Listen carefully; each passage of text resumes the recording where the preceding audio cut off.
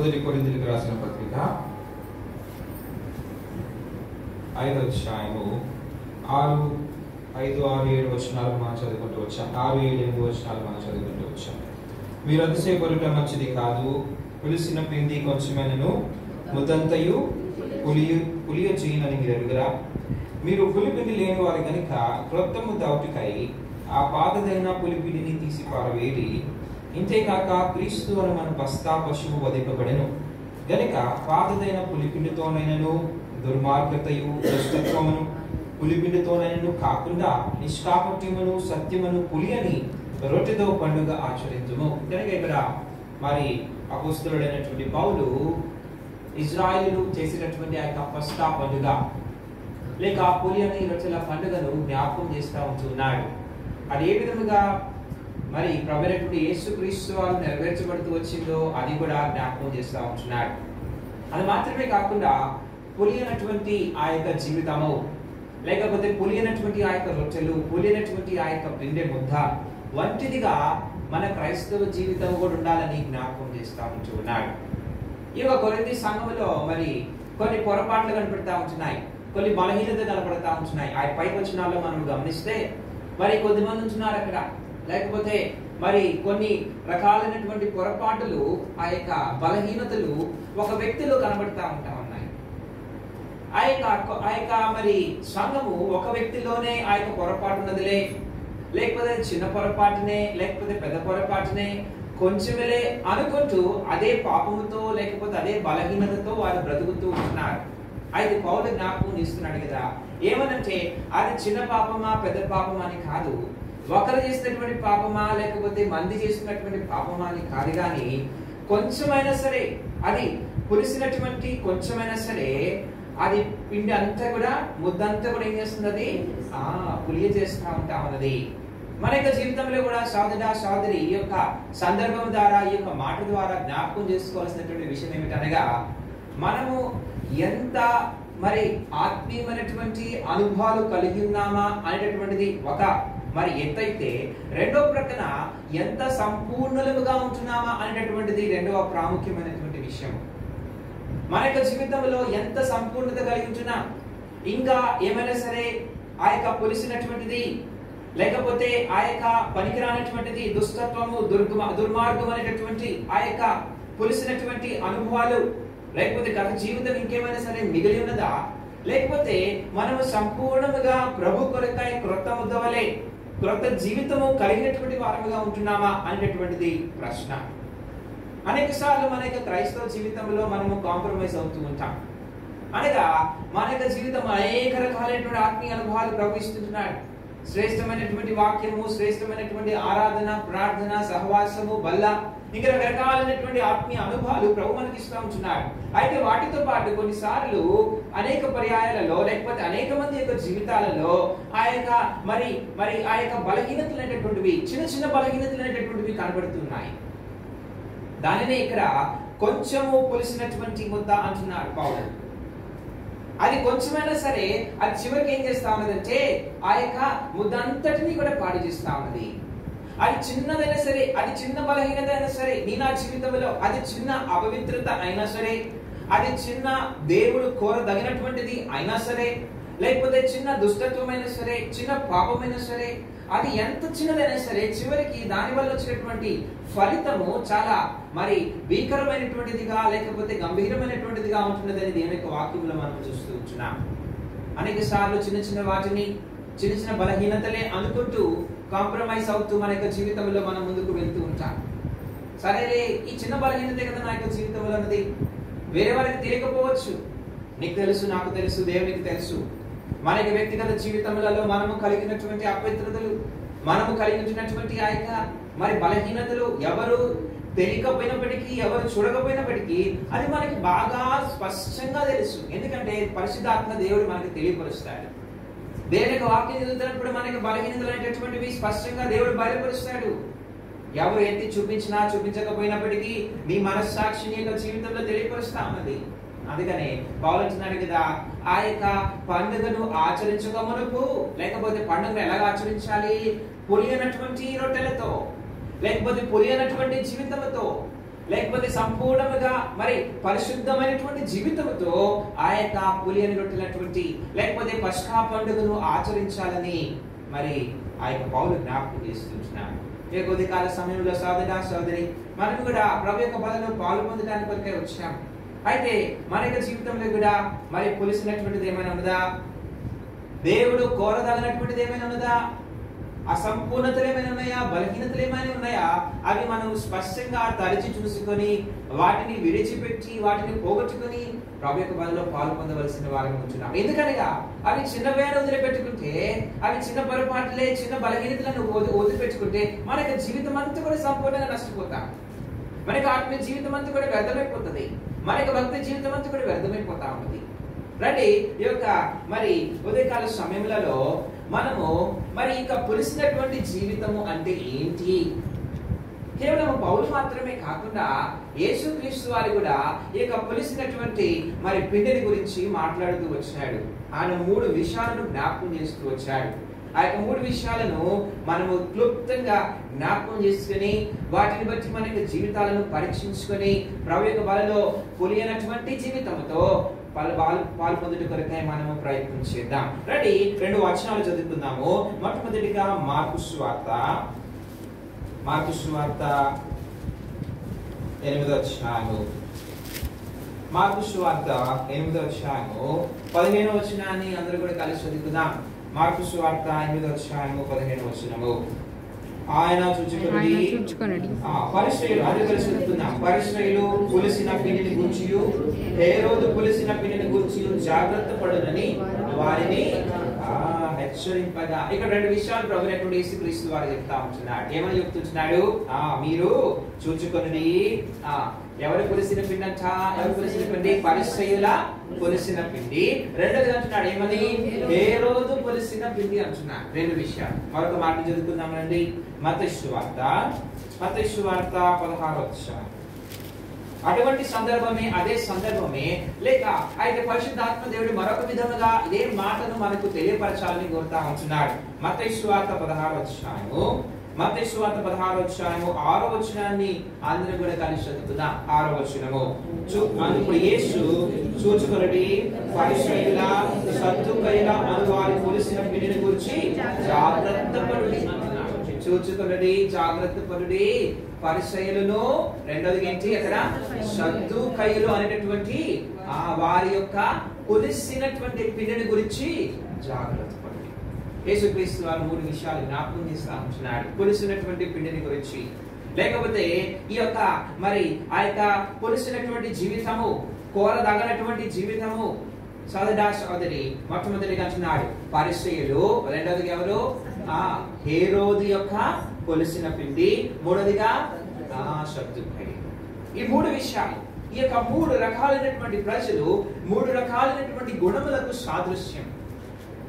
ఈ యొక్క 3 రకాలైనటువంటి ఆత్మీయమైనటువంటి ఆ యొక్క బలహీనతలకు సాదృశ్యం. వాటిని మనము క్లుప్తంగా గమనించి, మనకి తెలిసినటువంటి విషయాలే అయినా సరే క్లుప్తంగా గమనించి ప్రభు యొక్క బలలో యోగ్యముగా పరిశుద్ధముగా పాలు పొందడానికి కొరకే మనల్ని మనం సిద్ధపరుచుకుందాం. మొట్టమొదటిగా ఎవరి పులిసిన పిండి అంటే పరిసయ్యుల యొక్క పులిసిన పిండి. పరిసయ్యుల యొక్క పులిసిన పిండి గురించి యేసు ప్రభు జ్ఞాపకం చేస్తున్నాడు కదా. చదవండి, లూకా సువార్త 12వ అధ్యాయం. లూకా సువార్త 12వ అధ్యాయము. లూకా సువార్త 12వ అధ్యాయము మొదటి వచనం చదువు. పులిసిన పిండి అని మనము అనుకుంటున్నాం. అంటే ఏంటి? మరి పౌలు కూడా జ్ఞాపకం చేస్తున్నాడు, యేసు ప్రభు కూడా అంటున్నాడు పులిసిన పిండి అంటున్నాడు. పులిసిన పిండి లేనటువంటి వారిగా మరి మనము ఆ యొక్క జీవితము బతకాలని, గడపాలని మరి యేసు ప్రభు కూడా బోధిస్తున్నాడు. పులిసినటువంటి పిండి ఇది వంటగదిలో చెప్పేటటువంటి మాటలు కాదు, కానీ ప్రభు యొక్క బిడ్డలకు చెప్పబడుతున్నటువంటి మాట. దాని భావం ఏంటో యేసుక్రీస్తు వారు వర్ణిస్తున్నాడు కదా. చదవండి 12వ అధ్యాయం మొదటి వచనము. 12వ అధ్యాయము మొదటి వచనము.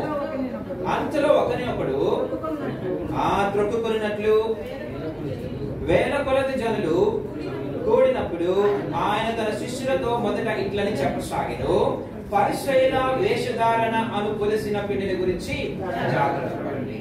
పులిసిన పిండి అంటే ఏంటమ్మా? ఏంటంట? వేషధారణ. కనుక పులియనటువంటి వారమిగా ప్రభు బలలో పాలు పొందాలి. దాని భావం ఏంటంటే వేషధారణ లేనటువంటి వారమిగా. అంటే మన యొక్క జీవితంలో వేషధారణ ఉన్నట్లయితే ఒకవేళ మన యొక్క జీవితంలో వేషధారణ ఉన్నట్లయితే దాని అర్థం ఏంటి? మన యొక్క జీవితం ఇక్కడ పులిసినటువంటిదిగా కనబడతా ఉన్నది. అది కొంచెమైనా సరే అది బహు డేంజరస్, లేకపోతే అది కొంచెమైనా సరే గొప్ప అపాయమును, గొప్ప నష్టమును కలిగజేసేటటువంటిదిగా ఉన్నది. అది చిన్నదై ఉండొచ్చు కదా, అది చిన్నదై ఉండొచ్చు, చాలా చిన్నదై ఉండొచ్చు. అయితే అదంతా కూడా సమస్తమును అంతటిని కూడా ఏం చేస్తా ఉన్నది? వ్యర్థపరుస్తా ఉన్నది కదా, వ్యర్థపరుస్తా ఉన్నది. కనుక మొట్టమొదటి విషయము, ఈ యొక్క మధ్యాహ్న కాల సమయంలో ప్రభు యొక్క బలిలో పాల్పొందక మునుపు మనం పరీక్షించుకోవాల్సినటువంటిది ఏంటనగా, నా జీవితము వేషధారణతో కూడుకున్నటువంటిదా లేకపోతే సత్యముతో కూడుకున్నటువంటిదా? అందుకనే మనం చదువుకున్నటువంటి భాగంలో కూడా మొదటి కొరింథీయులకు రాసిన పత్రిక 5వ అధ్యాయము మరి 8వ వచనంలో అంటున్నాడు కదా, ఆ కాపట్యము లేక సత్యముతో అంటున్నాడు కదా. కపటము లేక నిష్కపటముగా సత్యముతో మనం ఆ యొక్క పండుగను ఆచరించాలి. అనగా నా జీవితంలో సత్యం ఉన్నదా లేదా, లేకపోతే మనము వేషధారణతో కూడినటువంటి జీవితంలో జీవిస్తుంటున్నామా? వేషధారణ అనగా ఏంటి? వేషధారణ అనగా ఏంటంటే, ఈ పరిస్థితులకు ప్రాముఖ్యంగా వారి యొక్క జీవితంలో మనం మత్తయి సువార్త 23వ అధ్యాయంలో గమనించినట్లయితే యేసుక్రీస్తు వారు పలుమారులు ఈ యొక్క శాస్త్రాలను పరిశీలనను వేషధారులైనటువంటి శాస్త్రులారా పరిశీలారా అని జ్ఞాపకం చేస్తా ఉంటున్నాడు. వేషధారణకి వీరి యొక్క జీవితంలో బయట కనిపించినటువంటిది ఒకటి, లోపల మరొకటి కనబడతా ఉన్నది. వీరి యొక్క ప్రాముఖ్యత ఏంటంటే బహిరంగ శుద్ధీకరణ కదండి. ఏంటది? బహిరంగ శుద్ధీకరణ. వారు వెలుపట ఎంతైనా సరే శుద్ధిపరచుకోవడానికి ప్రయత్నం చేస్తారు. దాని కొరక ఎంత భక్తి కార్యాలైనా చేస్తూ ఉంటారు. వారి యొక్క ప్రాముఖ్యత ఏంటంటే ఆ యొక్క భక్తి లేకపోతే భక్తి కార్యముల ద్వారా వారి యొక్క వెలుపటి జీవితము ఇతరులకు ఎంతో పరిశుద్ధమైనటువంటిదిగా చూపించాలని ప్రయత్నం చేస్తూ ఉంటారు. ఎప్పుడైనా సరే మీకు సమయం ఉన్నప్పుడు మత్తయి సువార్త 23వ అధ్యాయం చదువుకుంటుండండి. యేసు ప్రభువారు అనేక పర్యాయాలు మరి వారిని వేషధారులైనటువంటి పరిశీలని, వేషధారులైనటువంటి శాస్త్రులు అంటున్నాడు. వారిని సున్నము కొట్టినటువంటి సమాధులు అంటున్నాడు కదా. వెలుపట మరి పరిశుద్ధపరుచుకున్నటువంటి మరి ఆ యొక్క పల్లెములు మరి కనబడుతూ ఉంటున్నారు. లోపలేమో అపవిత్రత, అజితేంద్రియము కూడా ఉన్నదని యేసుక్రీస్తు వారిని జ్ఞాపకం చేస్తా ఉంటున్నాడు. అనగా సహోదరి నా జీవితంలో కూడా వేషధారణ ప్రభు కోరటం లేదు, సత్యమును కోరుతా ఉంటున్నాడు. మన యొక్క భక్తి జీవితము సంఘము కొరకే కాదు, మన యొక్క భక్తి జీవితము మన యొక్క కుటుంబం కొరకే కాదు, మన యొక్క భక్తి జీవితము ఇరుగు పొరుగు వారికి చూపించుకోవడానికి కొరకే కాదు, కానీ మన యొక్క భక్తి జీవితము మన యొక్క క్షేమం కొరకే ఉండాలి. నీవు నేను చేసేటటువంటి ఆరాధన, నీవు నేను చేసేటటువంటి ప్రార్థన, లేకపోతే నీవు నేను గడిపేటటువంటి క్రైస్తవ జీవితము ఇతరుల కొరకే కాదండి. అది మొట్టమొదటిగా నీ కొరకాయ, నీ యొక్క క్షేమం కొరకాయ, నీ మేలు కొరకాయ. అయితే ఈ దినముల గమనించినట్లయితే దుఃఖకరమైనటువంటి విషయము ఏమిటి అనగా, అనేక సార్లు క్రైస్తవ జీవితము ఇతరులకు చూపించుట కొరకాయ ఈ పరిస్థితిలో చేసేటటువంటి పని అంతా కూడా ఏంటంటే ఇతరులకు మనలను మనము కనపరుచుకోవాలి అనేటటువంటి ఉద్దేశం. మనల్ని మనం కనపరుచుకోవాలి. అయ్యో మంచి వారని మీరు, పరిశుద్ధులని మీరు, లేకపోతే దశమ భాగాలు ఇచ్చినటువంటి వారు మీరు, లేకపోతే వీరు అన్ని రకాలైనటువంటి భక్తి కార్యములు చేసినటువంటి వారు. అయితే లోపల ఏమన్నది? లోపల అపవిత్రత ఉన్నది, లోపల అజితేంద్రియం ఉన్నది, లోపల మరణం ఉన్నది, లోపల వ్యర్థమైనటువంటి చచ్చిపోయినటువంటి శవములు ఉంటున్నాయి. ఇంకా నువ్వు దాచిపెట్టుకున్నావు కదా సోదరి, ప్రభుని అంగీకరించినావు అని చెప్పుకున్నావు. అయితే గత జీవితం ఇంకా నువ్వు లోపల దాచిపెట్టుకున్నావు కదా, అపవిత్రత ఇంకా నువ్వు లోపల ఉన్నది కదా, వ్యర్థమైనటువంటి మాటలు, వ్యర్థమైనటువంటి ఆలోచనలు ఇంకనూ కనబడుతూనే ఉన్నాయి కదా. ఎవరికి చెప్పుకునే అవసరం లే, నీకు తెలుసు, నాకు తెలుసు నా యొక్క జీవితాన్ని గురించి, నీకు తెలుసు నీ జీవితాన్ని గురించి. మన యొక్క జీవితాలను దేవుడు చూస్తూ ఉంటున్నాడు. లోపల ఒక మాట, లేకపోతే లోపల ఒక జీవితము, బయటకు మరొక జీవితం. నటన కదండి. క్రిస్టియన్ యాక్టర్స్ అంటే ఒక దేవుని సేవకులు చెప్తా ఉంటున్నారు కదా. క్రిస్టియన్ యాక్టర్స్ అంటే క్రైస్తవులు బయట ఉన్నటువంటి ఆ యొక్క మరి యాక్టర్స్ ఉంటారు కదా, ఆ హీరోయిన్లు వారి కంటే కూడా బాగా జీవించగలరంట, బాగా నటించగలరంట. మేము పరిశుద్ధులము, మేము మంచివారు, మేము యోగ్యులము. ఒక రకమైనటువంటి మరి ఈ యొక్క వేషధారణ గురించి భక్తుడైనటువంటి పౌలు తిమోతికి రాస్తుంటున్నాడు. చదువుకుందాం రండి. 2వ తిమోతికి రాసిన పత్రిక చదువుకుందాం 3వ అధ్యాయం. వీరి యొక్క మరి వేషధారణ అట్లా కనబడతా ఉంది, దాన్ని వర్ణిస్తున్నాడు కదా. 2 తిమోతికి రాసిన పత్రిక 3వ అధ్యాయం 5వ వచనం చదవండి దయచేసి. పైకి భక్తి గలవారై ఉంది, ఏమని రాబడతా ఉన్నది? పైకి భక్తి కలిగి దాని యొక్క శక్తిని ఆశ్రయించినటువంటి వారన్నమాట వీరు. ఈ వేషధారణ అనేటటువంటి నిర్వచనం రకరకాలుగా మనం అర్థం చేసుకోవచ్చు, కానీ ఈ యొక్క మాటను కొంత మన జీవితాలలో అన్వయించుకోవడానికి లేకపోతే అర్థం చేసుకోవడానికి ప్రయత్నం చేద్దాం. ఏమన్నది వీరి యొక్క జీవితంలో? పైకి ఏమన్నది? కపటము లేకపోతే వేషధారణ అంటే పైకి ఒకటి లోపల మరొకటి కదండి. ఇక్కడ వీరి యొక్క జీవితంలో కనబడుతున్నటువంటి మాట ఏంటంటే పైకి భక్తి గలవారైందియో దాని యొక్క శక్తిని ఆశ్రయించలేనటువంటి వారన్నమాట వేషధారులంటే. అనగా సోదర సోదరి, రెండవదిగా మొట్టమొదటిగా నీ జీవితంలో బలహీనతలను కప్పిపుచ్చుకుంటున్నావేమో, అది ఒకవైపు అయితే, మరొక రకంగా నీ జీవితంలో బలహీనతలు లేవేమో మంచిదే, నీ జీవితంలో పాపం లేదేమో మంచిదే, నీ జీవితంలో ఏ విధమైనటువంటి అపవిత్రత లేదేమో మంచిదే. దేవునికి స్తోత్రం. అయితే రెండవ విషయాన్ని మనం జ్ఞాపకం చేసుకున్నట్లయితే, నీ భక్తి నీకు శక్తినిస్తా ఉన్నదా? పైకి భక్తి కలిగి దాని యొక్క శక్తిని ఆశ్రయించినటువంటి వారు వీరు. అనగా వీరి యొక్క జీవితంలో భక్తి కార్యాలు ఉంటున్నాయి. వారము పరవేక బలలో పాల్పొందుతారు, వారము ఆరాధనలో పాల్పొందుతారు, లేకపోతే వారం రకరకాలైనటువంటి ఆయా పరిచర్యలలో పాల్పొందుతున్నారు. కానీ దాని వలన వచ్చినటువంటి శక్తి వారి యొక్క జీవితంలో లేదు. ఆ యొక్క శక్తి, భక్తి అనేటటువంటిది దేని కొరకే అంటే నీ జీవితంలో ఒక శక్తిని కలుగజేస్తుంది, ఈ లోకంలో జీవించగలిగినటువంటి ధైర్యం ఇస్తుంది, ఈ లోకంలో రకరకాలైనటువంటి సమస్యలు రకరకాలైనటువంటి పరిస్థితులను ఎదుర్కోగలిగినటువంటి శక్తిని ఇస్తుంది. పరిశుద్ధాత్మ దేవుడు నీ జీవితంలో కార్యం చేసినప్పుడు నీవు బలము పొందుతావు, శక్తి పొందుతావు. ఆ యొక్క నీ యొక్క లోకంలో ముందు కొనసాగేటటువంటి శక్తి సామర్థ్యం ప్రభునికి ఇస్తాడు. అయితే సోదరి, అనేక మంది యొక్క జీవితాలలో ఎట్లా ఉందంటే పౌలు భక్తుడు జ్ఞాపకం చేస్తున్నాడు కదా, పొడిసినటువంటి పిండి అనగా వేషధారణ అనగా ఏమిటి అనగా భక్తి అయితే ఉన్నది, కానీ ఆ భక్తి వలన వచ్చినటువంటి శక్తి లేదు, పని చేయటం లేదు. నువ్వు భక్తి చేస్తున్నావు, దేవునికి స్తోత్రం. ఆ యొక్క భక్తి అనేటటువంటిది నేర్చుకున్నటువంటిది కదా, ఎవరైనా నేర్పిస్తే ఆ యొక్క భక్తి వస్తుంది, అంతే కదండి. భక్తి అనేటటువంటిది దేవుని యొక్క వాక్యం ద్వారానో, దేవుని యొక్క సేవకుల ద్వారానో, లేకపోతే మరి సహవాసము ద్వారానో ఆ యొక్క భక్తి అనేటటువంటిది మనం నేర్చుకుంటాం. మన యొక్క జీవితంలో మనం నేర్చుకునేటటువంటి వారంగా ఉంటాం. అయితే ఆ యొక్క భక్తి నేర్చుకున్న మీదట దాని ద్వారా నీవు నేను శక్తి పొందగలుగుతున్నామా? ప్రార్థన చేస్తున్నా, ఆ యొక్క ప్రార్థన ద్వారా శక్తి పొందగలుగుతున్నామా? ఆ యొక్క ప్రార్థన ద్వారా శక్తి పొంది మన ముందున్నటువంటి శోధనల మీద జయము పొందగలుగుతున్నామా? శక్తి పొంది మనము మన యొక్క ఆ యొక్క ఆత్మీయమైనటువంటి ప్రాణంలో ముందుకు కొనసాగలుగుతున్నామా? అనేక మంది బలహీనులుగా ఉండిపోతారు, శక్తి లేని వారుగా ఉంటారు. ఎందుకు అనగా వారి యొక్క జీవితం చూడండి, ప్రార్థన పరులే. వారి యొక్క జీవితం చూడండి, మరి మందిరానికి వచ్చినటువంటి వారే. వారి యొక్క జీవితం చూడండి, దశమ భాగంలో ఇచ్చినటువంటి వారే. మరి నమ్మకముగా మరి ఆయా రకాలైనటువంటి పరిచర్యలలో పాలు పొందినటువంటి వారే. అది వారి యొక్క జీవితంలో ఎందుకు బలహీనతలు, ఎందుకు ఓడిపోయినటువంటి జీవితము? అనేక మంది దేవుని యొక్క భక్తులు కూడా మనము దేవుని యొక్క వాక్యంలో గమనించినప్పుడు ఆయా పరిస్థితులు వచ్చినప్పుడు బలహీనతలు వచ్చారు. ఎందుకనగా ఆ యొక్క శక్తి వారి యొక్క జీవితంలో పొందుకునేటువంటి భక్తి అయితే ఉన్నది, రోషం అయితే ఉన్నది, పాశం అయితే ఉన్నది. అయితే దాని ద్వారా వచ్చినటువంటి శక్తి వారి యొక్క జీవితంలో పొందలేక, పని చేయలేక, లేకపోతే బలహీనమైనటువంటి వారిగా కనబడుతూ ఉంటున్నారు. లేక జీవితంలో ప్రార్థన ఉన్నది, ప్రార్థన శక్తి ఉన్నదా? సోదరి ప్రార్థన శక్తి ఉన్నదా? ప్రార్థన ఉన్నది, మంచి దేవునికి స్తోత్రం. ఆ యొక్క ప్రార్థన శక్తిని నీ యొక్క జీవితంలో అనుభవించగలుగుతున్నావా? ఆ యొక్క ప్రార్థన శక్తితో నీ యొక్క జీవితంలో నీ యొక్క పరిస్థితులలో, కుటుంబములలో, లేకపోతే ఆ రకాలైనటువంటి మరి అవసరతలలో శక్తి పొందగలుగుతున్నావా? నిలబడగలిగినటువంటి శక్తి.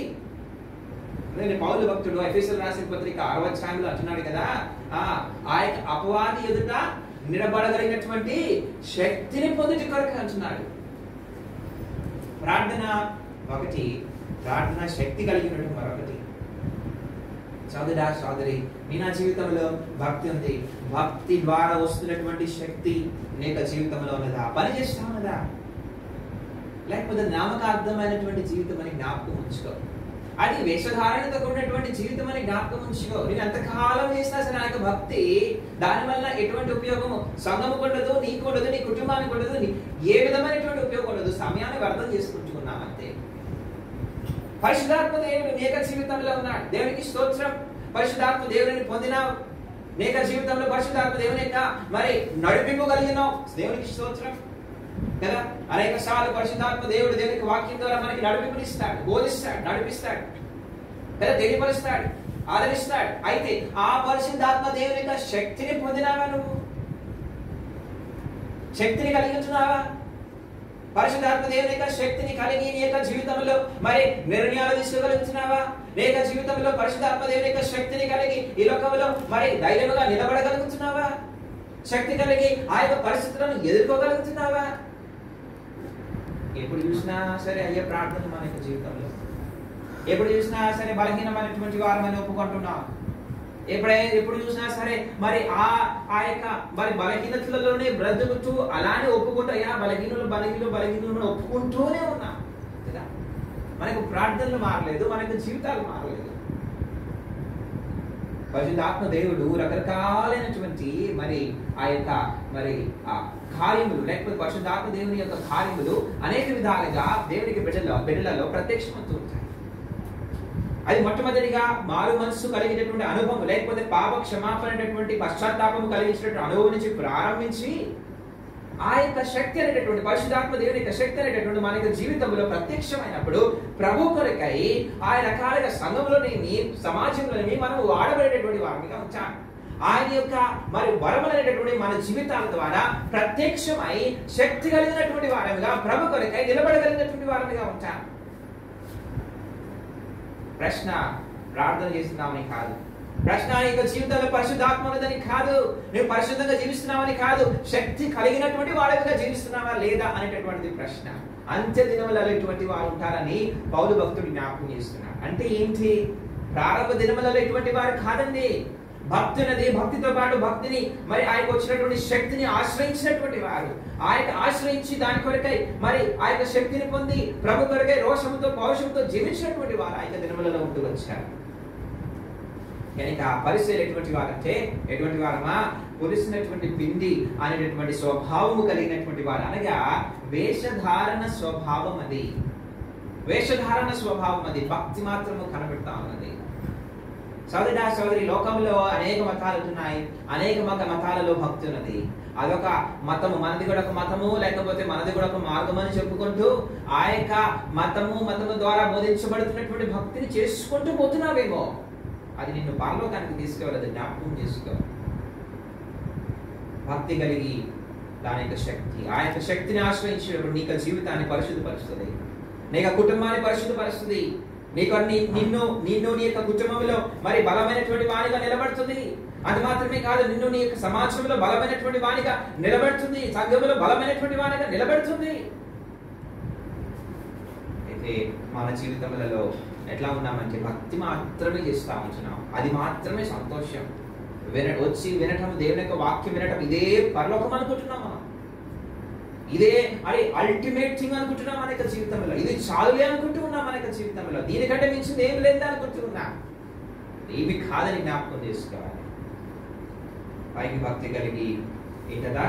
పైకి భక్తి కలిగి దాని యొక్క శక్తిని ఆశ్రయించినటువంటి బ్రతుకులు మనమైతే ఈ యొక్క మధ్యాహ్న కాల సమయంలో ప్రభు దగ్గరికి వచ్చి ప్రభు భక్తి మాత్రమే ఉందయ్యా, మన్నించు, భక్తి మాత్రమే ఉంది, క్షమించు, దాని శక్తిని ఆశ్రయించలేక బలహీనుడిగా బ్రతుకుతా ఉంటున్నా, ఓడిపోయినటువంటి వానిగా బ్రతుకుతా ఉంటున్నా, క్షమించయ్యా, జయము లేనటువంటి వానిగా బ్రతుకుతున్నా, క్షమించయ్యా అని ప్రభు దగ్గర క్షమాపణ కోరుకుని, ప్రభా నీ శక్తితో జీవించగలిగినటువంటి అనుభవం నాకు ఇవ్వయ్యా. ఇతరులను చూపించడానికి కొరకే ఈ యొక్క భక్తి కాదు అయ్యా, ఇతరులను మరి మెప్పటానికి కొరకే భక్తి కాదు, దేవుని సేవకులను మరి తోటి విశ్వాసులను లేకపోతే సహోదరి సహోదరులను మెప్పించడానికి ప్రభు ఈ భక్తి కాదయ్యా. ఇది నేను అటువంటి భక్తి నేను చేయకూడదు, అటువంటి భక్తి నేను చేయకూడదు. మరి లేకపోతే సమాజంలో మెప్పించడానికో అయ్యా అటు మరొక జీవితంలో అక్కడ జీవించినటువంటి వాడిని కాదు. నా యొక్క జీవితంలో బయట ఎంత పరిశుద్ధతను నేను చూపించడానికి ప్రయత్నం చేస్తున్నానో అంతకంటే అధికమైనటువంటి పరిశుద్ధత నా యొక్క జీవితంలో నా లోపల నాలో ఉన్నటువంటి అపవిత్రతను తొలగించయ్యా, అజితేంద్రియములను తొలగించయ్యా. మరి భౌతిక ఈ యొక్క శాస్త్రుల పరిశీలి యొక్క జీవితాలు ఇంకా మనం జ్ఞాపకం చేసుకుంటూ వెళ్తే వారి యొక్క ప్రాముఖ్యత ఏంటంటే భౌతికమైనటువంటి ఆ యొక్క మరి ఏమంటారంటే ఆచారములు, పితృపారంపర్యమైనటువంటి ఆచారముల మీద వారి యొక్క చాలా మరి పట్టుదల ఎక్కువ. ఇది ఇట్లానే చేయాలి, ఇట్లానే చేయాలి, ఇది కదా, ఇట్లానే ఉండాలి. వారికి దాని వలన వచ్చినటువంటి మరి మెప్పు మాత్రమే కావాలి, కానీ మరి దాని వల్ల వచ్చినటువంటి ఉపయోగం, ఆత్మీయమైన భౌతికమైనటువంటి ఉపయోగం వారికి ఏ మాత్రం కూడా పట్టదు. సోదరి మన యొక్క జీవితాలను మనం పరిశీలించుకున్నాం. పైకి భక్తి కలిగినటువంటి వారిగా కాక దానికి శక్తిని ఆశ్రయించినటువంటి వారిగా మనం ఉండడానికి కొరకే ప్రయత్నం చేద్దాం. రెండోదిగా ఎవరు పులిపిండి అని జ్ఞాపకం చేయబడుతూ వచ్చాం మనము. ఎవరండి? ఆ యొక్క మార్కు సువార్త 8వ అధ్యాయంలో మనం చదువుకుంటూ వచ్చాం. యేసు ప్రభువు వారి జ్ఞాపకం చేస్తూ వచ్చాడు పరిసయ్యుల యొక్క పులిపిండి. రెండవది ఎవరు? సద్దుకయ్యులు కాదు, ఏమన్నాడు? చదువుకుందాం అయితే మార్కు సువార్త 8వ అధ్యాయం. మార్కు సువార్త 8వ అధ్యాయం చదువుకుందాం. 15వ వచనం. ఆయన చూచుకొనుడి పరిసయ్యుల పులిసిన పిండిని గూర్చియు హేరోదు పులిసిన పిండిని గూర్చియు జాగ్రత్త. రెండవదిగా ఎవరి పులిసిన పిండిని గురించి చెప్తున్నాడు? హేరోదు. హేరోదు అనేటటువంటి రాజు ఆ దినములలో ఉండేవాడు. అనేక మంది రాజులు ఉంటారు. కొద్దిమందికి హేరోదు అనబడినటువంటి బిరుదులు ఉంటాయి. ఫరో, హేరోదు అనేటటువంటి ఈ యొక్క పదాలు బిరుదులు అన్నమాట, రాజు పేరు కాదు. ఇక హేరోదు యొక్క జీవితం కూడా యేసు ప్రభు వారి యొక్క మరి బ్రతికినటువంటి యేసు ప్రభు వారు జీవించినటువంటి కాలంలో, ఆయన ఈ లోకంలో మానవ స్వరూపిగా బ్రతికినటువంటి ఆ సమయంలో మనం గమనించినట్లయితే ఒక హేరోదు అనేబడినటువంటి ఒక రాజు ఉన్నారు. మరి ఆ రాజు యొక్క జీవితము లేకపోతే ఆ రాజు యొక్క తత్వమును గురించి యేసుక్రీస్తు వారు ఎత్తి చూపించి ఈయన కూడా పులిసినటువంటి పిండే అని జ్ఞాపకం చేస్తూ ఉంటున్నాడు. ఆయన యొక్క స్వభావం ఏంటో కొంత అర్థం చేసుకోవడానికి ప్రయత్నం చేద్దాం. రండి, మార్కు సువార్త. నేను చెప్పిన కంటే కూడా మరి దేవుని యొక్క వాక్యము మనకు చక్కగా బోధిస్తూ ఉంటుంది. మార్కు సువార్త 6వ అధ్యాయం. రండి, మార్కు సువార్త 6వ అధ్యాయం చదువుకుందాం. 19వ వచనం నుంచి 22వ వచనం వరకు చదువుకుందాం. 19వ వచనం నుంచి 22వ వచనం వరకు దయచేసి చదవండి. చదవండి. హేరోదియా అతని మీద పగబట్టి అతనిని చంపింపగోరని గాని ఆమె చేత కాకపోయిను. ఎందుకనగా యోహాను నీతిమంతుడును పరిశుద్ధుడని మనుషుడని హేరోదు ఎరిగి అతనికి భయపడి అతన్ని కాపాడుచు వచ్చెను. మరియు అతని మాటలు వినినప్పుడు ఏమి చేయను తోచకపోయినను ఈయన స్వభావం గురించి అక్కడ మరి పరిశుద్ధాత్మ దేవుడు మరి మార్కు భక్తుడు చక్కగా రాస్తా ఉంటున్నాడు. ఏమనంటే మరియు అతని మాటలు వినినప్పుడు ఏమి చేయను తోచకపోయినను సంతోషంతో వినుచున్నాను. రెండు మరొక మాట చదువుకుందాం. 22వ వచనం చదువుకుందాం. 22వ వచనం చదవండి. అప్పుడు హేరోదియా కుమార్తెయు లోపలికి వచ్చి నాట్యమాడి హేరోదును అతనితో కూడా పంక్తిని కూర్చున్న వారిని అతనితో కూడా పంక్తిని కూర్చున్న వారిని ఏం చేస్తుందంట? చాలు. ఈయన మరి ఈ రెండు వచనాలలో మనం జాగ్రత్తగా గమనించినట్లయితే హేరోదు యొక్క స్వభావాన్ని మనం చక్కగా అర్థం చేసుకోవచ్చు, లేకపోతే ఈ యొక్క రాజు యొక్క స్వభావాన్ని మనం అర్థం చేసుకోవచ్చు. ఎందుకు యేసుక్రీస్తు వారు ఈయన యొక్క స్వభావమును పొలిసినటువంటి పిండి అని జ్ఞాపకం చేస్తున్నాడని మనం గమనించినట్లయితే చూడండి ఏమంటున్నాడంటే హేరోదు యొక్క స్వభావం ఏంటి? మరియు అతని మాటలు వినినప్పుడు ఏమి చేయను తోచకపోయినను సంతోషముతో ఏం చేస్తున్నాడు? ఈయన యొక్క స్వభావం ఎవరైనా గుర్తొస్తున్నారా? ఈ యొక్క మాట చదివినప్పుడు ఎవరైనా గుర్తొస్తున్నారా? ఈ మాట చదివినప్పుడు మనమందరం గుర్తు రావాలి కదండి. మనమందరం కూడా అంతే. ఎట్లా ఉంటాం మనము? అతని మాటలు వినినప్పుడు ఎట్లా వింటాం మనము? సంతోషంతో వింటాం. ఎంత మంచి దేవుని యొక్క వాక్యము కదా. ఆన్లైన్ లో వాక్యం ఉన్నది, మరి హెబ్రోన్ లో వాక్యం ఉన్నది, లేకపోతే మనం చదువుకున్నప్పుడు వాక్యం ఉన్నది, దేవుని యొక్క మందిరానికి వస్తే వాక్యం ఉన్నది. ఎంతో సంతోషంతో వింటాం. అయితే సమస్య ఏంటంటే అక్కడ ఏముంది ఇక్కడ ఏమి చేయను ఏం చేయాలో తెలియదు. వాక్యం వినడం మాత్రం వచ్చు. వినడం మాత్రము చక్కగా చెవులు అప్పచెప్పుకొని, లేకపోతే చక్కగా మనం ఏం చేస్తామంటే దేవుని యొక్క వాక్యం మాత్రము ఈయన యొక్క హేరోది ఎట్లా చేస్తున్నాడు, ఏం చేస్తున్నాడు, చక్కగా దేవుని యొక్క వాక్యాన్ని సంతోషంగా వింటున్నాడు. అయితే ఏం తెలియదట, ఏమి చేయను తోచడం లేదు. వాక్యము వినుట తెలుసు కదా, వాక్యము వినిన బట్టి సంతోషం కలుగుతా ఉన్నది. అయితే ఆ వాక్యమును బట్టి ఏంటంటే ఏం చేయాలో తెలీదు. ఆ వాక్యమును తన యొక్క జీవితంలో వినేటటువంటి వాడిగా మాత్రమే కనబడుతున్నాడు కానీ ఆ యొక్క వాక్యము అయ్యో యోహాను తెలియపరుస్తూ ఉంటున్నాడు, నువ్వు పాపం చేస్తున్నావు, నువ్వు తప్పు చేస్తున్నావు, నువ్వు చేస్తున్నటువంటి పని సరైనటువంటిది కాదు, మనుషుల యొక్క దృష్టిలో దేవుని యొక్క దృష్టిలో నువ్వు తప్పు చేస్తున్నావని చెప్తున్నప్పుడు తాను ఏం చేస్తున్నాడు సంతోషంతో మంచి మాటలు చెప్తున్నాడు. ఈయన కదా మంచి మాటలు చెప్తున్నాడు కానీ నా యొక్క జీవితాన్ని సరి చేసుకోను, నేను ఏమి చేయాలో నాకు తెలియదు, ఏమి చేయను కూడా. అందుకనే యాకోబు భక్తుడు అంటున్నాడు కదా, మీరు వినువారు మాత్రమే కాక ఆ యొక్క క్రియాపూర్వకమైనటువంటి విశ్వాసులై ఉండమని జ్ఞాపకం చేస్తా ఉంటున్నాడు. వినువారు మాత్రమే. ఈ యొక్క హేరోదు యొక్క స్వభావాన్ని మనం గమనించినట్లయితే ఎలా కనబడతా ఉన్నదంటే వింటున్నాడు అంటే ఏం చేయాలో తోచడం లే. ఒకవైపు హేరోదియా ఉన్నది, తన యొక్క భార్య కనబడతా ఉన్నది, ఒకవైపు ఏమో యోహాను జ్ఞాపకం గమనిస్తా ఉంటున్నాడు. ఆయన నీతిమంతుడని తెలుసు, ఆయన సత్యవంతుడని తెలుసు, యథార్థవంతుడని తెలుసు, ఆయన చెప్తున్నటువంటి మాటలు మంచిగానే తెలుసు. అయినా సరే తన యొక్క జీవితాన్ని మార్చుకోవడానికి ఇష్టపడటంలా, తనకు ఆ యొక్క వాక్యం ద్వారా తెలియపరచబడుతున్నటువంటి పొరపాటులను సరి చేసుకోవడానికి ఇష్టపడటంలే. సంతోషంగా వాక్యం వింటున్నావు, వారానికి 7 రోజులు వింటున్నావు వాక్యం, ఏం చేస్తున్నావు యొక్క వాక్యంతో? ఎంతో సంతోషపడుతున్నావు వాక్యం బట్టి. మంచిదాయక సంతోషం తర్వాత ఏంటి? నీ జీవితంలో ఏమైనా సరే మార్పు ఉన్నదా? దేవుడు ఏదైతే పోగొట్టుకోమని చెప్పినాడు వాటిని పోగొట్టుకున్నావా? దేవుడు ఏదైతే వద్దని చెప్పినాడో వాటిని వదిలిపెట్టినావా? దేవుడైతే ఒప్పుకోరమని చెప్పినాడు దేవుని వాక్యమును వాటిని ఒప్పుకున్నావా? లేదే. మనమందరం కూడా ఏ రోజు నేను అనుకోవటం కాదు కానీ పులిసిన పిండి కలిగినటువంటి స్వభావం అది. వినేటటువంటి వారం మాత్రమే కానీ ఏమి చేయాలో తోచడం లేదు మనకి. ప్రభు మనకి చాలా స్పష్టంగా బయలుపరుస్తున్నాడు. ప్రతి సందర్భంలో వాక్యము చదివి ద్వారా వినడం ద్వారా ప్రభు మనకి తెలియపరుస్తున్నాడు. నీ జీవితంలో ఫలానా తప్పునదని ఏదో మరి కన్ఫ్యూజన్ తో కాదు, స్పష్టంగా తెలియపరుస్తూ ఉంటున్నాడు. ఇది నీ జీవితంలో ఫలానా తప్పు, హేరోదియా యొక్క జీవితంలో తప్పు, హేరోదు యొక్క కుమార్తె యొక్క జీవితంలో తప్పు, నువ్వు చేసినటువంటి కార్యం తప్పని ఎత్తి యోహాను హేరోదు తెలియపరుస్తున్నాడు. అటువలే ప్రతి సందర్భంలో ఇక్కడ మన యొక్క బలహీనతలో దేవుడు స్పష్టంగానే బయలుపరుస్తున్నాడు. అయితే మనం ఏం చేస్తామంటే సంతోషంతో వింటాము కానీ దానిని అంగీకరించడానికి ఇష్టపడాము.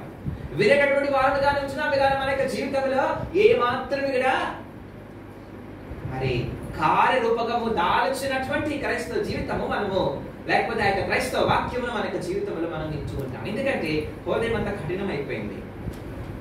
అది కూడా ఎందుకు మనం చూస్తాం రండి. ఇక్కడ దేవుని యొక్క వాక్యం విన్నప్పుడు ఏం కలిగిందంటే ఆయనకి సంతోషము. 23వ వచనంలో మరొక సందర్భం జరుగుతా ఉన్నది. రాయబడినటువంటి మాట ఏంటి? హేరోదియ కుమార్తె లోపలికి వచ్చి ఏం చేసిందంట? నాట్యం ఆడిందంట. అతనితో కూడా పంక్తిని కూర్చున్న వాళ్ళందరికీ ఏం కలిగిందంట?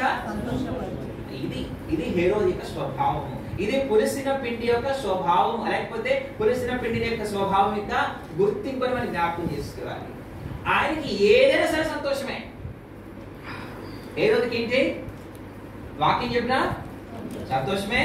టీవీలో మంచి ఎవరైనా సరే డాన్స్ చేస్తున్నా సరే సంతోషమే, చప్పట్లే. ఇది క్రైస్తవ జీవితం అయిపోయింది. దినమున మన యొక్క జీవితంలో ఇట్లానే కనబడుతూ ఉంటున్నాయి. దేవుని యొక్క మందిరంలో సంతోషం కానీ గడిపినంత సేపు అమ్మో ఎంతో సంతోషము, చెప్పన సఖ్యమైనటువంటి మహిమాయుక్తమైన సంతోషం అనిపిస్తాం. దేవుని యొక్క మందిరంలో కూర్చున్నంత కాలము సమయం ఎంతో ఆనందము, సహవాసముల ఆనందము, దేవుని యొక్క వాక్యముల ఆనందము, ఆరాధించినప్పుడు ఆనందము, బలలో పాల్గొనేటటువంటి ఆనందము, లేకపోతే కానుకలు సమర్పించినటువంటి ఆనందము, లేకపోతే పరిచయం చేసినటువంటి ఆనందం, ఎంతో ఆనందం. మదాన్ని విడిచిపెట్టి బయటికి వెళ్ళినావు, ఇంటికి వెళ్ళినావు, నాట్యము అక్కడ కనబడతా ఉన్నది. హేరోదుకు దుఃఖము కలగల. హేరోదు రాజు, తాను ఏది కోరుకుంటే అది జరుగుతుంది, ఏది వద్దని చెప్తే అది జరుగుతుంది. ఇది కాదు, ఇక్కడ జరగకూడదు అంటే తన యొక్క మరి ఆ యొక్క కోర్టులో మరి ఏది జరగాలో అతని నియమిస్తాడు, ఏది జరగకూడదో అతని నియమిస్తాడు. అయితే మరి ఆ యొక్క రాజ్యంలో మరి ఆ సందర్భంలో గమనించినట్లయితే ఆయన దర్బారులోకి వచ్చి హేరోది యొక్క కుమార్తె అక్కడ నాట్యం ఆడుతూ ఉంటే హేరోదికి ఏమొచ్చిందంట? సంతోషం. పాపము చూసినప్పుడు ఏం కలిగింది? సంతోషం. వ్యర్థమైనటువంటి వాటిని చూసినప్పుడు ఏం కలిగింది? సంతోషమే. ఎప్పుడైనా సరే చిరుముఖమన్నదా హృదయం? చూడకూడనటువంటివి చూసినప్పుడు నీకు హృదయంలో గాయం కలుగుతానదా? మాట్లాడకూడనటువంటి మాటలు వింటున్నప్పుడు, మాట్లాడకూడనటువంటి మాటలు మాట్లాడుతున్నప్పుడు నీకు హృదయం గాయపరచుకుంటా ఉన్నదా, లేకపోతే సంతోషంగా ఉన్నదా? ఇది హేరోది యొక్క స్వభావం. సంతోషం, రెండు సంతోషమే, రెండు సంతోషమే. దేవుని యొక్క వాక్యం కూడా సంతోషమే. ఇది ద్వంద్వ జీవితం అండి. అక్కడ వేషధారణ కనబడతా ఉంటే ఇక్కడ ద్వంద్వ జీవితం కనబడతా ఉన్నది. ఇది పులిసినటువంటి పిండి అని యేసు ప్రభు జ్ఞాపకం చేస్తున్నాడు. శిష్యులారా జాగ్రత్తగా ఉండండి అయ్యా, జాగ్రత్తగా ఉండండి. క్రైస్తవ జీవితం అనేటటువంటిది సులభమైనటువంటిది అయితే కొన్నిసార్లు కొన్నిటి నుంచి మనం తప్పించుకుంటూ ఉండాలి. కొన్ని పులిసినటువంటి పిండిని అటువంటి స్వభావాలను తీసి పక్కన పడేయాలి, తీసివేయాలి. వాటిని తీసివేయకపోతే నీ జీవితం అంతా కూడా నష్టపోతావు, నీ జీవితం అంతా కూడా నాశనం అయిపోతుంది. నీకున్నటువంటి భక్తి వ్యర్థమే. నువ్వు వినేటువంటి వాక్యము దేనికి? ఆలోచించండి. యోహాను బాప్తీసం ఇచ్చినటువంటి యోహాను ఎంత గొప్ప బోధకుడు జ్ఞాపకం చేస్తున్నాడు. యేసు ప్రభు రాకమునిపే ఎంతో ధైర్యముగా యేసు ప్రభు వారి యొక్క రాక గురించి, రెండవదిగా ఆ దేవుని యొక్క తీర్పు గురించి బోధించినటువంటి వాడు కదండి, బోధించినటువంటి వాడు. ఎంతో శ్రేష్టమైనటువంటి బోధకుడు. అనేక మంది యొక్క జీవితాలు కదిలించబడి మరి గుర్చబడినటువంటి వారు, మారుమనసు పొందినటువంటి వారు, బాప్తీసము తీసుకున్నటువంటి వారు ఉన్నారు యోహాను బోధిస్తున్నప్పుడు. యోహాను యొక్క బోధ ఈ దినంలో మనం వినాలంటే ఎంతో ఆశ కలిగి, లేకపోతే అందరికీ కూడా ఆ యొక్క సౌభాగ్యం లేదు, ఆ యొక్క ధన్యత లేదు. ఆ దినములలో కొద్ది మందికి మాత్రమే ఆ యొక్క ధన్యత. అటువంటి ధన్యత ఎవరికి వచ్చిందంటే, ఎవరికి వచ్చింది? హేరోదుకు వచ్చింది. యోహాను చెప్పినటువంటి వాక్యము, యోహాను చెప్పినటువంటి బోధ వినేటటువంటి ఆ యొక్క ధన్యత లేకపోతే యోగ్యత సమయం ఎవరికి ఉంది? హేరోదుకుంటే హేరోదు ఏం చేస్తా ఉన్నాడు? సంతోషముతో ఏమి చేయ తోచక, ఏమి చేయాలో బోధపడక, ఏమి చేయాలో ఎరగక, సరే వాక్యము ద్వారా అమ్మో ఎంత మంచి వాక్యం ఇది, ఎంత మంచి కథ చెప్పారు కదా, ఎంత మంచి ఆరాధన వర్తమానం, ఎంత మంచి రెండో వర్తమానం, ఎంత మంచి బైబిల్ స్టడీ, ఎంత మంచి మరి సందర్భాలు చెప్తా ఉంటున్నారు, ఎంత మంచి వాగ్దానాలు ఇవి. మంచిదే. అది పూసేసిన తర్వాత ఆ వీడియో తర్వాత మరొక వీడియో వస్తా ఉంది కదా, ఆ యొక్క వీడియో దాని తర్వాత మరొక వీడియో వెళ్తా ఉంది. ఆ యొక్క వీడియో చూసినప్పుడు అబ్బా ఎంత బాగుంది, ఇది కూడా ఎంత మంచి దృశ్యాలు ఇవి, ఎంత మంచి కథ ఇది, ఎంత మంచి నటన ఇది, ఎంత మంచి నృత్యం ఇది. దాన్ని బట్టి కూడా హృదయం ఎట్లా ఉందంట? సంతోషంగా ఉన్నాను. హృదయం చివుకు మనలా. తన యొక్క కుమారుడు తన ముందు నాట్యం ఆడుతుంది. హృదయం మరి దుఃఖపడలా. అన్ని చోట్ల సంతోషమే, లోకంలోనూ సంతోషమే, బయట కూడా సంతోషమే. సోదరి ఇది క్రైస్తవ జీవితమే కాదు, ఇది క్రైస్తవ జీవితమే కాదు, ఇది పులిసినటువంటి పిండికి సాదృశ్యము. అన్ని చోట్ల నువ్వు సంతోషంగా ఉంటే నువ్వు క్రైస్తవుడిగా బ్రతకలేకపోతున్నావు అని జ్ఞాపకం ఉంచుకో. అన్ని చోట్ల అన్ని పరిస్థితులను చూసి కూడా నువ్వు సంతోషంగా ఉండగలుగుతూ ఉంటే, సంతోషంగా అంటే నువ్వు కోపగించుకోమని కాదు, కానీ హృదయంలో గాయం ఉన్నదా, హృదయంలో బాధ ఉన్నదా, హృదయంలో దుఃఖం ఉన్నదా, లేకపోతే వాటిని అవాయిడ్ చేసేటటువంటి ఆసక్తి నీకు జీవితంలో ఉన్నదా? లేదే. అది పులిసినటువంటి పిండిని జ్ఞాపకం చేసుకో. అందుకని యేసు ప్రభు అంటున్నాడు కదా, ఏమనంటే హేరోదు అనబడినటువంటి పులిసినటువంటి పిండి. మూడో విషయాన్ని జ్ఞాపకం చేసుకుని క్లుప్తంగా మనము ప్రభువులో పాల్పొందుతాం. మూడో విషయం ఏంటనగా మనం చదువుకున్నటువంటి భాగము మత్తయి సువార్త 16వ అధ్యాయంలో 6వ వచనంలో అంటున్నాడు కదా, ఏమని? చూచుకొనడి అప్పుడు యేసు చూచుకొనడి పరిసయ్యులను సద్దూకయ్యులు. ఆ సమయంలో మరి పరిసయ్యులు, శాస్త్రులు, సద్దూకయ్యులు అనబడినటువంటి వారు మరి బయలుదేరినారన్నమాట మోషే పీఠము మీద కూర్చునడానికి కొరకై. మత్తయి సువార్త 23వ అధ్యాయంలో మనం గమనించినట్లయితే ఈ శాస్త్రులు, పరిసయ్యులు, సద్దూకయ్యులు అనబడినటువంటి వారు పాత నిబంధన గ్రంథంలో కనబడరు. ఈ మలాకీ గ్రంథం నుంచి మత్తయి సువార్త మధ్యలో ఉన్నటువంటి 400 సంవత్సరాలలో బయలుదేరి వచ్చినటువంటి రకరకాలైనటువంటి భక్తి తెగలు అనమాట వీరు. అందరికీ రకరకాలైనటువంటి ఆలోచనలు, రకరకాలైనటువంటి విశ్వాసాలు, రకరకాలైనటువంటి బోధనలు వచ్చినాయి. వీరి యొక్క ప్రాముఖ్యమైనటువంటి ఉద్దేశం ఏంటంటే మోషే పీఠం మీద కూర్చోవాలి, మోషే స్థానంలో కూర్చోవాలి. అదే ఆసక్తి. మోషే ఆ నాయకుడు కదా, ఇజ్రాయెల్ నడిపించినటువంటి ఆయన కదా, ఆయన యొక్క స్థానంలో మేము ఉండాలి. యేసు ప్రభువే చెప్పినాడు మత్తయి సువార్త 23:1-2 ఈ మాటలు మనం జ్ఞాపకం చేసుకోవచ్చు. వీరికి ఉద్దేశం ఏంటంటే వీరికి ఉద్దేశం ఏంటి? ఏదో మరి ఆత్మీయమైనటువంటి అనుభవాలు నేర్పిద్దాము, చేద్దాము, లేకపోతే అవన్నీ కాదు. కానీ వీరికి ఉద్దేశం ఏంటంటే పలానా స్థానంలో నేను వెళ్ళి కూర్చోవాలి, పలానా స్థానంలో మోసే స్థానంలో నేను వెళ్ళి కూర్చోవాలి. ఇది నా అనేక సంఘాల్లో ఉన్నటువంటి సమస్యలకు కారణము ఇదే. నాకు స్థానమే కావాలి, నేను కనబడాలి, నేను వినబడాలి, నా మాట వినాలి కదండి. ఒక మాట అనేక రకాలైనటువంటి మరి గుర్తింపులు వారికి ఉన్నాయి. కానీ ఒక మాట జ్ఞాపకం చేసుకుని మనము ముందుకు వెళ్దాం రండి. ఈ సద్దుకైల యొక్క స్వభావం ఏంటో అపోస్తలుల కార్యములు 23వ అధ్యాయము, అపోస్తలుల కార్యములు 23వ అధ్యాయము చదువుకుందాం. 8వ వచనం చదువుకుందాం. అపోస్తలుల కార్యములు 23వ అధ్యాయం 8వ వచనం చదువుకుందాం. చదవండి. సద్దుకైలు పునరుత్థానము లేదనియు దేవదూతైనను ఆత్మాయనను లేదని చెప్పుదు. ఈ యొక్క గుణం ఏంటంటే వీరికి గుణం ఏంటి? ఏమంటారు? పునరుత్థానం లేదు, దేవదూతలు లేరు, ఆత్మ లేదు. ఇది నాన్న కూడా నువ్వు బహుశా అటువంటి బోధలు చేయటం లేదేమో, కానీ అటువంటి జీవితాన్ని జీవిస్తున్నామని జ్ఞాపకం చేసుకున్నాను. అందుకని యేసు ప్రభు అది కొలిసినటువంటి పిండి అంటున్నాడు.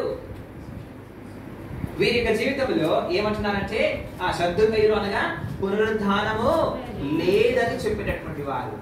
అనగా దాని అర్థం ఏంటి? పునరుద్ధానము లేదు అనగా దాని అర్థం ఏంటి? దాని అర్థం ఏంటి? నీవు నీ స్థానుసారంగా జీవించు, నువ్వు ఎట్లా పడితే అట్లా జీవించు, నువ్వు చచ్చిపోతావు, మట్టిలో కలిసిపోతావు. దాని తర్వాత ఏంటి? దాని తర్వాత ఏంటి? ఏమి లేదు. మృతుల పునరుద్ధానము లేదు, తీర్పు లేదు, నీవు పొందవలసినటువంటి ఆ యొక్క తగినటువంటి ప్రతిఫలము నీకు లేదు. పునరుద్ధానం లేకపోతే తీర్పుందా? తీర్పు లేకపోతే నీకు పొందవలసినటువంటి ప్రతిఫలం ఉన్నదా?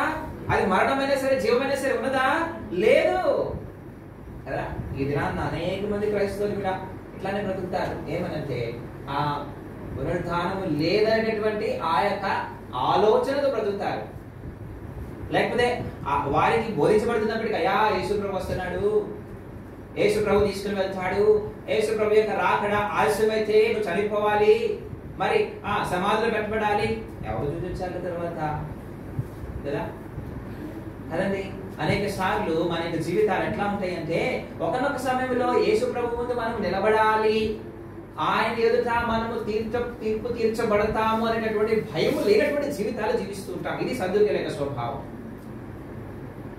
వారికి ఆ జీవితం, వారికి ఆలోచన నిత్యత్వం కొరకే లేదు. ఒకవేళ పునరుత్థానమే లేకపోతే భక్తుడైనటువంటి పౌలు అంటున్నాడు కదా, చదువుకుందాం యొక్క మాటను. 1 కొరింథీయులకు రాసిన పత్రిక 15వ అధ్యాయం. 1 కొరింథీయులకు రాసిన పత్రిక అంతకంటే దౌర్భాగ్యం లేదంట. 1 కొరింథీయులకు రాసిన పత్రిక 15వ అధ్యాయము చదవండి. 18వ వచనము, 18-19 వచనాలు చదవండి. అంతేకాదు 19వ వచనమా, ఈ జీవిత కాలం మట్టుకే మనము క్రీస్తునందు నిరీక్షించిన వారమని అడలా మనుషులందరికంటే దౌర్భాగ్యులమై ఉందుము. అనేక సార్లు నీ నా జీవితంలో ఇది వాస్తవం కాదా సోదరా సోదరి? మాటలలో చెప్తాం పరలోకానికి వెళ్ళాలని, అక్కడ మనము నిత్యం ఉండాలని, మనము ప్రతిఫలము పొందాలని అనేక రకాలైనటువంటి మాటలు వింటాం. మంచిదే. అయితే సోదరా సోదరి, నీ జీవితము, నా జీవితము, నీనా మరి ఆ యొక్క వ్యవహారము, జీవన శైలి అది కనబడతా ఉన్నదా? భయం లేనటువంటి పాపములు చేస్తుంటున్నా, భయం లేకుండా మన యొక్క జీవితంలో వ్యర్థమైనటువంటి ఆ యొక్క మరి పనులు చేస్తుంటున్నాం, భయం లేకుండా అబద్ధములు చెప్తుంటున్నాం, భయం లేకుండా దేవుని ఎదుట, సంఘం ఎదుట, అది మాత్రమే కుటుంబంలో, సమాజంలో అబద్ధ జీవితంలో జీవిస్తూ ఉంటాం, పాపం చేస్తూ ఉంటాం. నన్నెవరు చూడచారులే కదా, నన్నెవరు చూడచారులే, లేకపోతే నన్ను మరి శిక్షించినటువంటి వారు ఎవరులే. భక్తుడైనటువంటి పౌలు అంటున్నాడు కదా హెబ్రీయులకు రాసిన పత్రికలో, దేవుడు ప్రేమ కలిగినటువంటి వాడే 12వ అధ్యాయం చివరి వచనంలో అంటున్నాడు కదా, ఆయన దహించేటటువంటి అగ్ని శాస్త్రుల పరిశీలకు లేకపోతే ఇక ప్రాముఖ్యంగా సద్దుకైలకు ఈ విశ్వాసం లేదు. ఈ విశ్వాసం లేదు. నేను ఎట్లయినా బ్రతకచ్చు. నన్ను ప్రశ్నించినటువంటి వారెవరు? నేను ఎట్లయినా బ్రతకచ్చు. నువ్వు నన్ను ప్రశ్నించేది ఎవరు? నా ఇష్టానుసారంగా బ్రతుకుతా నేను. నా ఇష్టానుసారంగా ఉంటాను నేను. ఎందుకంటే నన్ను ప్రశ్నించాడు. ఈ లోకంలో తర్వాత కూడా నాకు మరి ఏ హాని కానీ లేకపోతే నేను చేసినటువంటి పనులకు నన్ను మరి అడిగేటటువంటి వారు ఎవరు లేరు అనేటటువంటి ఆ యొక్క దృక్పథంతో చాలా మంది బ్రతుకుతూ ఉంటారు. సోదరి, ఈ యొక్క సద్దుకైలు ఆత్మ లేదని, దేవదూతలు లేదని ఆ యొక్క మరి ఆలోచనలో ఉంటూ బ్రతుకుతూ ఉంటారు. నేను ఆ జీవితంలో ఇక్కడ అనేక పర్యాలు ఇట్లా బ్రతుకుతూ ఉంటాం. ధైర్యంతో పాపం చేస్తూ ఉంటాం కదా. ధైర్యంతో మరి ఆ యొక్క మరి దుష్టమైనటువంటి క్రియలలో కార్యములలో పాల్పొందుతూ ఉంటాం. ధైర్యంగా అనకూడనటువంటి మాటలు అంటూ ఉంటాం. ధైర్యంగా చేయకున్నటువంటి పనులు చేస్తుంటాం. ఎందుకంటే మన యొక్క ధైర్యం ఏంటంటే నన్ను ఎవరు అడగలే అనుకుంటాం. నన్ను ఎవరు అడగలే, దేవుడు నన్ను అడగలే. ఈ భక్తి ఎందుకంటే ఏదో అందరికీ ఒక దేవుడు ఉన్నాడు, అందరికి ఒక మతం ఉన్నది, నాకు కూడా ఒక మతం ఉన్నది, నడిచిపోతా ఉన్నది అనుకుంటూ బ్రతికేస్తుంటున్నా. సోదరి, ఇక్కడ మనము మన యొక్క జీవితాలను పరిశీలన చేస్తున్నాం. సరి చేసుకునడానికి ఇష్టపడదాం. ఇక్కడ మరి పునరుద్ధానం అన్నది జ్ఞాపకం చేసుకోవాలి. యేసు ప్రభు తిరిగి రానయ్యున్నాడని జ్ఞాపకం చేసుకోవాలి. యేసు ప్రభు ముందు నిలబడాలని జ్ఞాపకం చేసుకోవాలి. పునరుద్ధానం కొరకే తగినటువంటి జీవితంలో మనము జీవించవలసినటువంటి వారంగా ఉంటుంది. 3 విషయాలు జ్ఞాపకం చేసుకుంటూ వచ్చాను. పౌలు జ్ఞాపకం చేస్తున్నాడు ఏమనంటే, మీరు పొలిసినటువంటి ఆ యొక్క కొంచెంను తీసి పొలిగినటువంటి వారిగా నిష్కాపట్యముతో, సత్యముతో, దుష్టత్వము లేకుండా, దుర్మార్గత లేకుండా ఆ యొక్క పస్కా పండుగను ఆచరించింది. 3 రకాలైనటువంటి మరి పులిసినటువంటి స్వభావం మనం జ్ఞాపకం చేసుకుంటూ వచ్చాను. పరిశీలి యొక్క పులిసిన స్వభావం ఏంటంటే వేషధారణ, పైకి భక్తి కలిగి దాని యొక్క శక్తిని ఆశ్రయించినటువంటి వారు. రెండవది హేరోది యొక్క పులిసినటువంటి స్వభావము అనగా ఏంటంటే దాని యొక్క జీవితంలో వినేటటువంటి వాడు మాత్రమే కానీ దానిని అన్వయించుకునేవాడు కాదు. అన్ని చోట్ల సంతోషంగా ఉన్నది.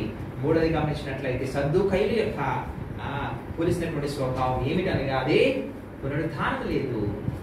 ధైర్యంగా పాపం చేసినటువంటి స్వభావం వారిని.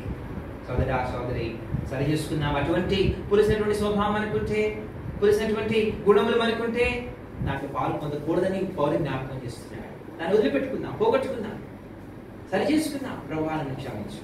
యోగ్యముగా ప్రభు యొక్క బలలో పాలు పొందడానికి ప్రభు మనలను ఇక వాక్యం ద్వారా సిద్ధపరచుకునే